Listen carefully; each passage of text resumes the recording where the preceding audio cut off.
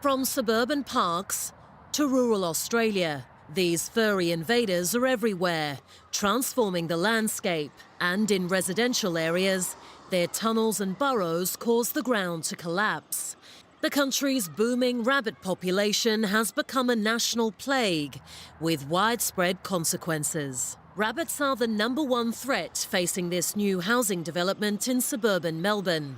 Here, residents have fenced off their yards, netted their vegetable patches, and some are even using ultrasonic repellents. What's happening with your garden? I see you've got another round of barricades up. Councillor, the rabbits, they don't go on a holiday. They're here all the time. They're here 24/7. We have to put up some sort of exclusion fencing just to keep them out. Otherwise, I wouldn't have a nice garden that looks like this. Locals are spending thousands of euros to protect their properties and ward off the pests. It is the #1 issue I've been contacted about since being elected 18 months ago. Faced with a crisis on this scale, local authorities are calling in the experts. I usually like to give it about 30 seconds to a minute to warm up. Fumigation teams pump carbon monoxide deep into the burrows, sealing every exit to ensure the operation is a success. Now, hopefully what has happened is all the oxygen has been depleted. So these rabbits, whatever rabbit will be in here now, is now choking. It's a drastic measure, but one that is widely welcomed by local residents. You after rabbits? Yep, sure am. In the neck, aren't they? We're sort of on the go all the time, trying to keep on top of the rabbits and the rabbit holes. And because I've had back surgery, if I get my ankle down one of these rabbit holes, I'm history.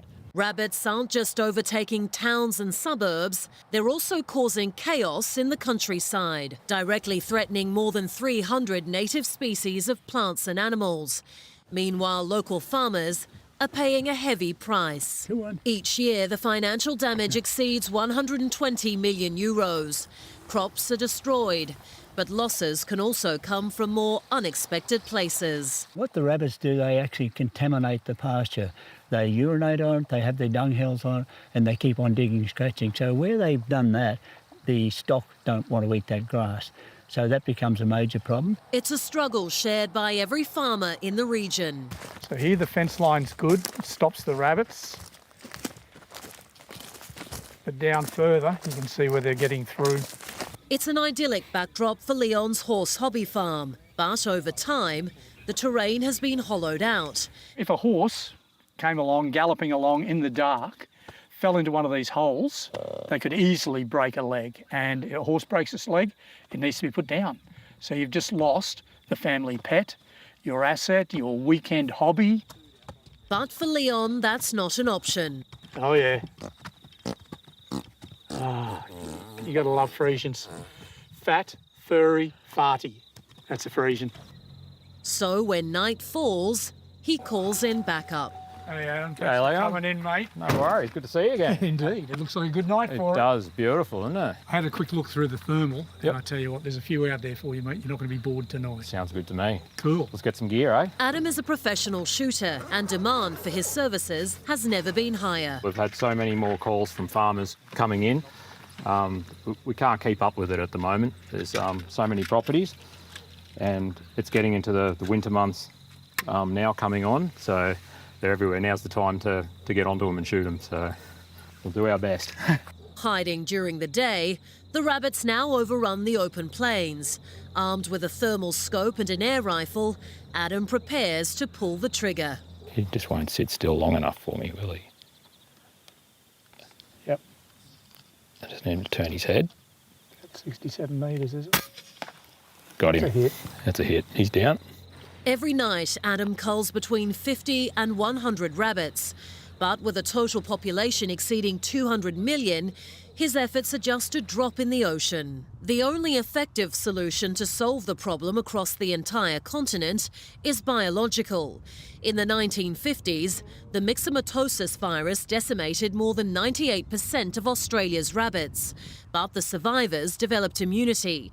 Therefore, new viruses must be released constantly. Over time, rabbits do become genetically resistant to viruses, And so whatever we throw at it, the rabbits will become immune to it. The country's last biocontrol virus, deployed in 2017, is losing its edge. Yet scientists tasked with developing new strains say the next weapon in the arsenal won't be ready anytime soon. If we go by previous examples, it might take anything from 6 to 10 years, the entire process, so the research and the registration and product development. But for that to happen, the Australian government must continue funding research into new viruses. We don't have long-term pest management funding in Australia, and even though we've got a strategy for it and we've signed up to it, we haven't put the money into research to find one. A failure to act may prove costly. Under the right conditions, the country's rabbit population could skyrocket, multiplying 100 times over in just 12 to 18 months.